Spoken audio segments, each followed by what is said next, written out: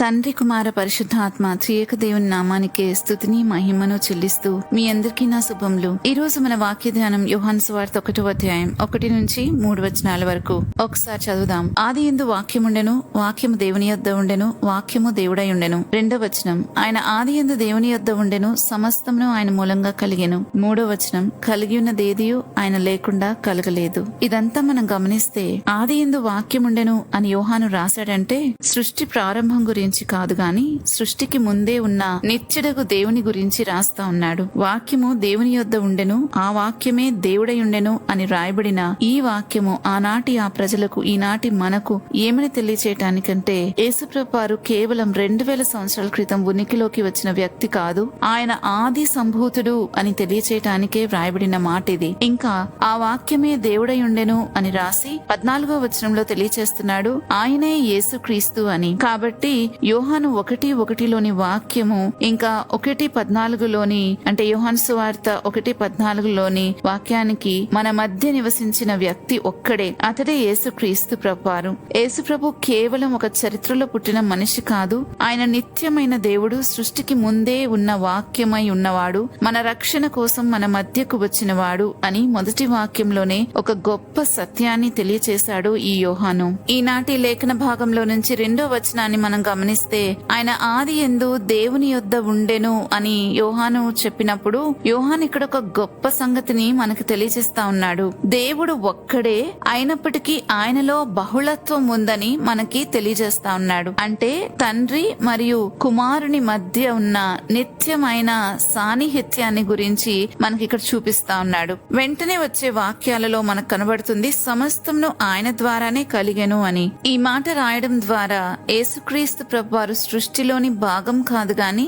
సృష్టికర్తతో కలిసి ఉన్నవాడని, సృష్టికర్తేనని స్పష్టం చేస్తున్నాడు. ఈ విషయాన్ని ఒకసారి మనం ఆదికాండం 1వ అధ్యాయం 26వ వచనంతో పోల్చి చూస్తే అక్కడ దేవుడు మాట్లాడుతున్నాడు, మన స్వరూపమందు మన పోలిక చొప్పున నరులము చేదుము అన్న మాటలోని బహుళత్వాన్ని ఇక్కడ యోహాను మన అంటే ఎవరు ఎవరిని గురించి మాట్లాడుతున్నారు అనే విషయాన్ని స్పష్టం చేస్తున్నాడు. ఇంకా ఆదికాండం 1వ అధ్యాయం 2వ వచనంలో పేర్కొనబడిన ఆత్మ జలములపై అల్లాడుచుండెను అని త్రిత్వంలోని 3వ వ్యక్తిని అక్కడ మనం చూస్తాం. ఇక్కడ కూడా యోహాను సువార్తలో అంతటిలో 3 వ్యక్తులు ఎలా ఏకమై ఉన్నారో, తండ్రి కుమారుడిని మహిమపరిచే విధానం, అలాగే కుమారుడు తండ్రిని మహిమపరిచే విధానం, ఇంకా పరిశుద్ధాత్ముడు ఎలా ఈ మహిమపరిచే విధానంలో ఆయన యొక్క ప్రముఖమైన పాత్ర ఏంటో దానిని వివరిస్తూ ఈ సువార్తను వ్రాసాడు. ఇది చాలా అద్భుతమైన విషయం.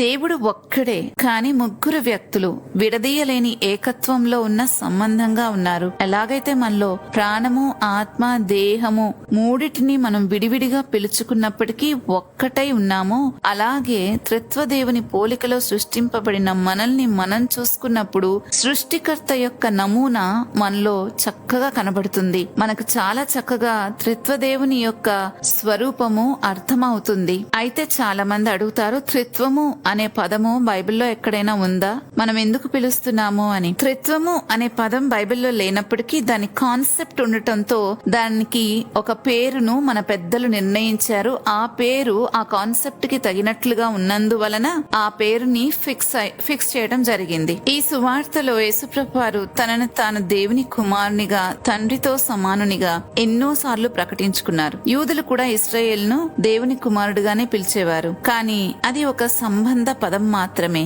అయితే యేసు ప్రభువారు తనను తాను దేవునితో సమానునిగా ప్రకటించుకున్నప్పుడు వారు దాన్ని దేవదూషణగా భావించి ఆయనను చంపదలుచుకున్నారు. అందుకే యోహాను తన సువార్త ప్రారంభంలోనే ఏ సందేహం లేకుండా స్పష్టంగా చెప్తున్నాడు, యేసు ప్రభువారు కేవలం ఒక మనిషి కాదు, లేక కేవలం దేవుని కుమారుడుగా దేవునితో సమానమైన వాడు మాత్రమే కాదు గాని ఈయన పరిపూర్ణ మానవునిగా, పరిపూర్ణ దేవునిగా, తండ్రితో సమానమైన స్వరూపం కలిగిన వానిగా ఉన్నాడు అని. త్రిత్వంలో తండ్రి కుమారుని మధ్య ఉన్న నిత్య సంబంధాన్ని ఇక్కడ తెలియచేస్తా ఉన్నాడు. యేసుప్రభువారు సృష్టిలో భాగమైతే ఆయన కూడా కలిగిన వాటిలో ఉండి ఉండాలి, కానీ అక్కడ రాయబడింది కలిగినదేది ఆయన లేకుండా కలగలేదు అని. సమస్తము ఆయన మూలంగా కలిగింది అని. ఆయన లేకుండా ఏది కలగలేదని యోహాను చెప్తున్నాడు. ఆయన సృష్టించబడిన వాడు కాడు గాని సృష్టికర్తగా మనకిక్కడ నొక్కి వాక్యాన్నిస్తున్నాడు. మనలో ఆత్మ, ప్రాణము, దేహము ఉన్నాయి, కానీ మనం ఒక్కరమే. అలాగే దేవుడు ఒక్కడే, కానీ తండ్రి కుమారుడు పరిశుద్ధాత్మగా వ్యక్తమవుతున్నాడు. ఇది